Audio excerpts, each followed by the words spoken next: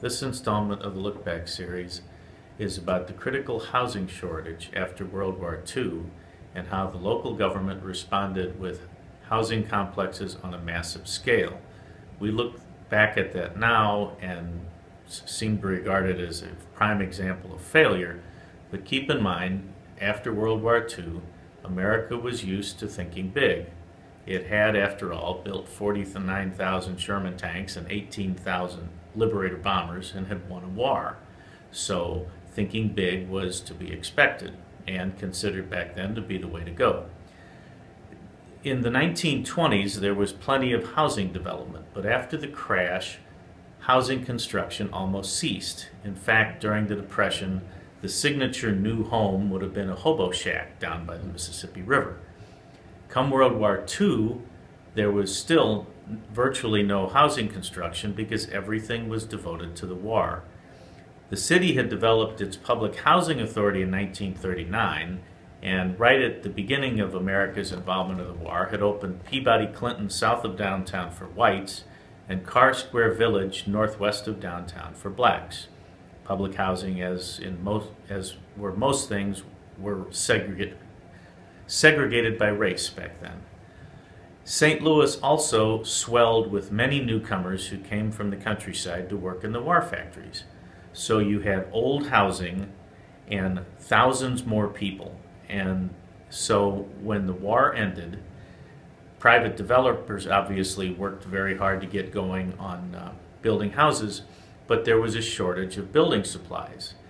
It took a little while for factories to convert from bazookas and jeeps to refrigerators and door hinges. On the public response, nationally we began speaking of building large high-rise apartment complexes that would, and we would clear the ground for them with assaults by bulldozers upon the old tenements.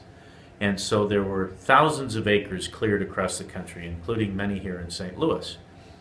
And the Housing Authority, shortly after the war, got to work on the Cochran Housing Project for whites and proceeded with plans for a massive project for blacks near Jefferson and Cass to be known as Pruitt Homes.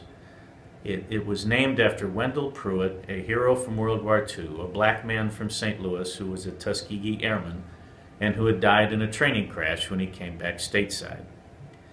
The city also built Igo Homes, named after a congressman who had grown up on a near north side.